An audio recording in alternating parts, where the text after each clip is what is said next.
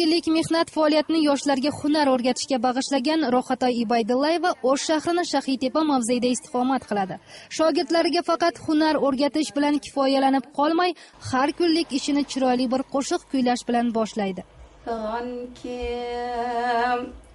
Gardishi davron ayirdi shahsvorumdan Fıgan kim gardishi davron ayirdi shahsvorumdan G'amim ko'p ekangul bexabarsin zorimdan. Chiroyli ashula ekan. Zo'r ekan. Shunaqa eski ashulalardan ham eshitib turamiz. Hozircha ishlar qilib turinglar, yarim soatdan keyin shunaqa chiroyli o'zingizlarga kerak bo'lib narsalar uchun ishlaymiz. Bo'lmasizlarmi? Yo'q. Bitter. Obering kızım. Abi sana soğuklar yapsana işte sana. Obering kızım bitti köylüyüz. Geçir berin kızım. Primyeşliğe geçirsin ki görürler. Obering aziz kızım. Primyeşliğe yapsın. Elmira Ro'xatoy opani doimiy mijozi. Ko'p yillardan buyon opaga o'z liboslarini tiktirib keladi. Qanday Elmira? Yaxshi. Yaxshi keldimi? Qo'ynoq chaqdi. O'yimdag'iday bo'libdi, rahmat sizga. Kelganasiz qizim, rahmat sizga. Ro'xatoy opa xonadoniga har kuni turli millatga mansub mijozlar keladi. Opa har biri bilan til topishib, ularni hojatini chiqarishga harakat qiladi. Men Ro'xat ejini tanig'anman 10 yilday bo'lib qolsa kerak. Ko'p yildan beri chevarchilik bilan xizmat qiladi. Yaxshi tegadi, o'yingdag'iday tegadi. Anan besprimерка tegadi. O'shaning uchun uning uluttuq nuqraginglardagi o'yingdagiday tik beradi. O'shaning uchun o'shul ejiga qayrilaman. Eje ko'p yildan beri ishlaydi, yaxshi ishlaydi, shakirtlarni ko'p tayyorlaydi, qizlari da yaxshi ishlashadi. Eng negizgisi chin dildan ishlaydi, shunisi menga ejeginiki jihad. Ro'xatoy Ibaydullayeva yolg'iz qiz bo'lib, ota-onasini ezgu orzu istaklari qanotida kamol topdi. 1975-yili Telmon o'rta maktabini oltin medal bilan bitirib, Andijon meditsina institutining davolash bo'limiga o'qishga kirdi. Bolaligidan doktor bo'lishni orzu qilgan a'lochi talabaga faqat 1 yilgina o'qish nasib qilgan. Kasallikka chalinib o'qishni davom ettirishni iloji bo'lmadi. Men maktabni shunday chiroyli bitirgan bo'lsam, o'qishlarga kirmasdan chevarchilik qilamanmi deb oldin jindek injiqlik qildim. Keyin o'ylab qarasam, bu ham qalbimning tubida yashirinib turgan bitta chiroyli orzuyim edi ekan. Havas qilganimcha o'zimga oldin bir ikkita ko'ylaklar tikib ko'rdim. Keyin o'rtoqlarim havas qilib tiktirishdi. Bitta ikkita bo'lib shunaqa qilib klientlarim ko'payib qoldi. Uy chevari sifatida faoliyat ko'rsatayotgan Ro'xatoy Ibaydullayevani O'shdagi maishiy xizmat uyida o'tkazilgan tanlovlardan birida ishtirok etishga taklif qilishadi. O'shanda manaman degan chevarlarni dog'da qoldirib, bosh sovrin Zolushka Ro'xatoy Ibaydullayevaga nasib qilgan. Ko'rik tanlovlardan yana birida O'shning Mariya Lopesi bo'lgan. Unvonni olganimda qaytib yana institutga bormasdan, o'qishimni davom ettira olmasdan xafa bo'lib yurgan edim. Shunda menga yana bir yangi orzular, kelajakka intilishlar bo'ldi. O'zimni juda ham xursand sezdim. Demak, men kimgadir kerakligimni, kimnidir yana xursand qila olishligimni bilganimdan keyin juda ham xursand bo'lib ketdim. Chunki oldin ayollarni, erkaklarni, umuman odamlarning ichki dunyosini davolash maqsadim edi. Bu endi keyingi maqsadim chiroyli kiyintirish bo'lganligi uchun intilib yashadim. Ro'xatoy opa tinmay o'z ustida ishlaydi. Kasbiga oid turli xil kitob va jurnallarni o'qib izlanadi. Oxiri yo'q bu kasbda. Tubi yo'q. Izlaverasiz, harakat qilasiz, keyin bo'ladi. Chunki yildan yilga fasllar o'zgarib ketyapti. Ilgarigi oddiy kaketkalik kiyadigan ayollarimiz hozir boshqa bichiqda kiyyapti. Turkiyani modellarida mana Arabistonda modellarda kiyinishyapti. Hammani nimasi har xil kiyindida. Kimdir tor, kimdir keng. Shuning uchun klientlarni, mijozlarni ehtiyojiga qarab tikyapmiz. Fasllar har xil. Shuning uchun har kuni intilishimiz kerak. Bir xilda fason yo'q. Har bir kasbni o'ziga yarasha qiyinchiliklari, mashaqqati bo'lgani kabi, chevarchilikni ham o'ziga yarasha qiyinchiliklari bor. mashaqqati qiyinchiliklari bu kasb juda ham og'ir kasb. O'zingiz o'ylagan o'yingizdaqa bo'lmaydi, kuningiz o'zingiz o'ylagandaqa o'tmaydi. Qish kunlarida ham majbur bo'lasiz, agar klient kelib qolib xohlasa muzdek joylarda ish qilishga, kunda issiq kunlarida hatto uxlamasdan kechasi ham ishlashingizga to'g'ri keladi. Chunki ertaga bitkazib bering, iltimos desa siz shu odamni xursand qilish maqsadida shu narsani tikib, ular uxlaydi, dam oladi, biz uxlamasdan kechasi bilan shu narsani bitkazib, ertalab kiydiramiz. Kozimjon aka dastlab katta qizini Rohatoy opaga shogirdlikka bergan bo'lsa, hozirda kichik qizini ham opaga shogirdlikka olib kelgan. Qizimni bir joyga o'qishga bermoqchi bo'lib turdik. Bu maqtovlarni eshitib turib, to'xta, chevar bo'lsa elimizga, yurtimizga, ayollar uchun bir chiroyli bir narsalarni, bir ko'ylak liboslarni yetkazadi degan holda o'ylanib turib, shu opaga berdik. Bersak, bu opa nafaqat chevar, hattoki mandechasiga aytsak, dizaynerchi ekan, hattoki. Shunday nima ekanki, shu materiallarni shunaqa bir chiroyli qilib tikar ekanki, kelib ko'rsam. Prosta men havas qildim. Baxtixon ustozini ishongan shogirdlardan biri. Tikuvchilikni o'ziga xos sir asrorlarini o'rganib, mustaqil tikuvchi bo'lish arafasida turibdi. Ishdan tashqari mehmon kuzatishdi, dasturxon tuzashdi, har xil salatlarni, taomlarni, odamlar muomala qilishlarini o'rgandim. Hidoyatxon bu yerga kelganiga deyarli 1 oy bo'lay deb qoldi. Hozir u chevarchilik borasida ko'p narsalarni o'rganib oldi. Yosh bo'lishiga qaramay, kelajakda ustoziga o'xshagan mohir chevar bo'lishni orzu qiladi. Rohat opam juda ham qo'llari gul, barcha narsalarni qiladi. Mehmon kuzatish, dasturxon tuzash va har xil salatlar, qo'l ishlarini o'rganaman. Rohatoy. Yaxshimisiz? Turjimisiz, o'tiribsizmi? Rahmat. Kiring ichkariga. Bo'pti, mana nima, davleniyam ko'tarilib qolibdimi, bilmayman, ichida og'irlab. Yuring, bo'lmasam chop qo'yaman.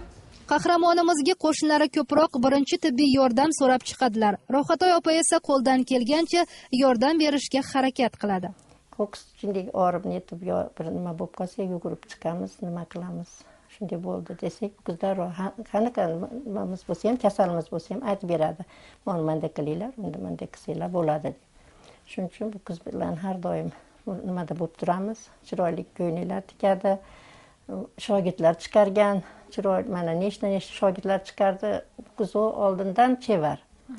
Endi shularda chevarliklarda shogirdlarni chiqarib, chiroyli ishlarni qilib o'tiribdi. Saodatxon aya Rohatoy opani bolalikdagi dugonasi, yoshligidan birga ulg'ayishgan. U dugonasini barcha fazilatlarini yaxshi ko'radi. Avval qanday bo'lsa, hozir ham shunaqa. Bu qiz har tomonlama dizaynerda, hamma yoqda biladi-da. Biz ham bu qiz qilgan narsasini bila olmaymiz. Farzand tarbiyalashdan ham, chevarchilikdan ham, ovqat qilishdan ham har taraflama hammamizdan bu qiz boshqachada. Bilimdan ham, ish deb ish bilan, bitta ish bilan mashg'ul bo'lmaydi, har taraflama, har narsaga ulgiydi. Rohatoy opa kimligidan qat'iy nazar har bir ayol ozgina bo'lsa-da chevarchilikdan xabardor bo'lishligi lozimligini ta'kidlaydi. Shu kungacha minglagan ayollarga chevarchilikni sir asrorlarini o'rgatganidan baxtiyor. Ayol kishining yuragini shunaqa ham mustahkam yaratgan ekanki, ichi yig'laganda ham yuzi kulib yashaydi.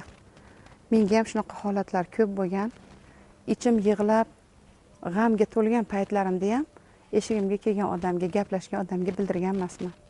Yana ham o'zini ustida ishlashlikda, farzandlariga berayotgan ta'lim tarbiyadan tashqari mana shunday qilayotgan ishlariga ham to'xtatib qo'ymasligini maslahat berardim.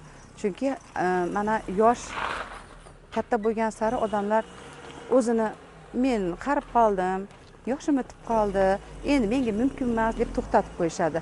Lekin hayot davom etyapti. Shuning uchun farzandlarni boqish uchun, o'zimizni ham yashashimiz uchun intilib yashashimiz kerak.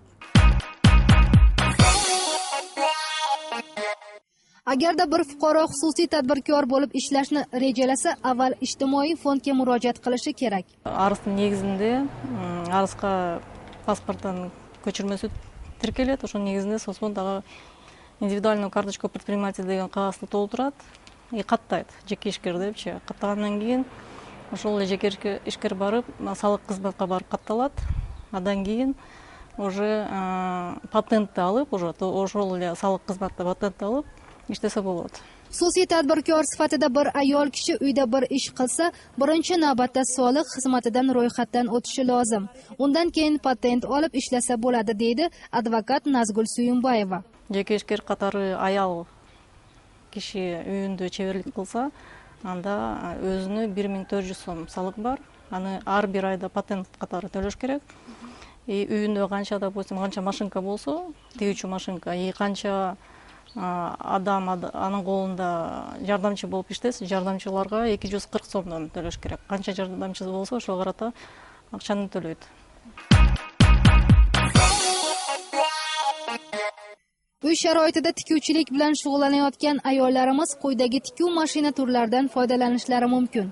Uy sharoitida ishlatadigan mashinalar, qulaylari, ular padoskilar, chaykalar bor. Bitovoy texnikada bular. Uyda qo'llansa bo'ladi. Agar yaxshirog'ini ishlatay desa, jakilar bor, Turpikal, Bau, Nanatex degan hozirgi Xitoyda yangi mashinalar bor.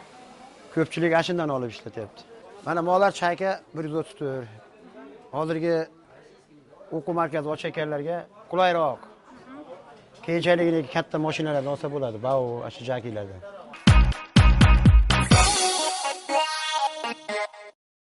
Men chevarlarga yaxshi ko'ylak tigib, yaxshi xalatlar shu ayollarga, yosh qizlarga chiroyli bunday qizlar o'zida kichkina yaxshinaqa ko'ylaklar, o'shandaylarni men xalat bilan tikaman. Jeka chevarlarga ko'tma bo'lsa, men qadimgidek hozirgi o'rong'on qizlarning hijoblarini tiktirganga zakaz beryapman. O'zim obishda zakaz beraman. Cheng uzun, shim uzun kiyimlarimni zakaz berib tiktirib. Кофту юбка тиктирем, так как я учительница, мугалиммен, мектепте иштейм. Очень даже нравится мне, как она работает. Ko'ylaklarni zakaz qilaman. Yaxshilab tikет. Biz chevarlarga kirsak, ko'ylaklarimiz chiroyli qilib tikish beryapti. Qahramonimiz sizlarga shamdon yasab berishni ko'rsatib beradi. Buning uchun bizga kerak bo'ladi g'altak ip qoldig'i, metrli ko'zchalar, turli xil rangdagi mayda toshchalar, maxsus yelim kerak bo'ladi. Buni tayyorlab mana kesib oldik. Bu ip turgan g'altagimiz mana buni ikkiga bo'lib kesib oldik. Endi mana bunaqa ko'zchalar, metrli ko'zlar sotiladi. Biz buni chiroyli qilib bezab chiqamiz. Buni kileylab mana toshlarni har xil 3 burchak, 4 burchak toshlarimiz bor. Bularni chiroyli holatda qo'yamiz. Qizlar avtomat ishlatayotganda jichcha ehtiyot bo'lasizlar, issiq. Mana shunday tashavoradigan buyumdan uyimiz uchun biron narsa yasashimiz mumkin ekan. Buyumni yasadik. Bunga sham solib, svetlarimiz o'chganda ishlatsak bo'ladi. Mana qisqa vaqt ichida uyimiz uchun kerak bo'lgan shamdonni yasalish jarayoniga guvoh bo'ldingiz. Yozda issiq kunlarda oilalar uchun sovg'a qilishlar mumkin. Mana bunaqa yelpig'ichlar tikishlar mumkin. O'zinglar uchun, o'rtog'inglar uchun. Mana hozir hamma qizlar katta bo'layotganda o'zlariga bir kerakli narsalarni soladigan mana kosmetichka sumkalar yasash mumkin. Mana erkaklarda galstukini korobkasi. Bunga yana munchoqlaringlarni solishinlar mumkin, bijuteriyalar solish mumkin. Mana bu sovun qutisi. Sovundan chiqqan quti. Biz bundan chiroyli sovg'a qilib yasadik. Rohatoy opa nafaqat o'z kasbini mohir ustasi, opani hali siz va biz bilmagan qirralari talagina. Yolg'iz qolgan damlarda qog'oz qoralab, she'r ham yozib turadi. Bolaginamning bolasi, qand tekshirin donasi, qandtanam shirin ekan nevaraning mazasi. Hidlab to'ymayman, handalakdek hidini, tishlab olsam bo'lmasmi, chuchukkina tilini. Oyni olib berayin, kunni olib berayin, yolg'iz o'g'lim bolalariga jonim fido qilayin. Tol yog'ochni novdasidan haynchalak solayin, sochlarimni tolasidan belin bog'lab qo'yayin. Rohatoy opa erishgan muvaffaqiyatlarni ko'rib, yaqinlari faxrlanishadi. Hamma xursand, qizlarini, nabiralarini olib kelish beradi. Kuchi qo'li yetganicha hunarini borini o'rgatadi. Sirlarini o'rgatib, shu hayotga qadam qo'yadigan qilib, hayotda bir oilada, turmush yo'lida qiyinchiliklarni bosib o'tib, shu kasb orqasidan hunarli bo'lib, voyaga yetkazishga harakat qiladida. Rohatoy opa shogirdlarga faqat hunar o'rgatish bilan kifoyalanib qolmaydi. Qizlarni qobiliyatlariga qarab guruhlarga bo'ladi. Ularga turli xil taom va salatlarni tayyorlashni o'rgatadi. Qizlar, bugun endi sizlar bilan qush ini degan salatni ko'rsatib beraman, o'rganib olasizlar. Hozir mana masalliqlarimiz. Bunga kerak bo'ladi qovurilgan kartoshka, jo'xori donachalari, bodring, yong'oq, qizilcha, mayonez yoki smetana, ko'kat kerak bo'ladi, tuxum va sir kerak bo'ladi. Endi hammasini somon shaklida to'rg'aymiz. Bu salatlarni kitoblarda o'qiganimda, masalan, badiiy kitoblarda ko'proq o'qish kerak.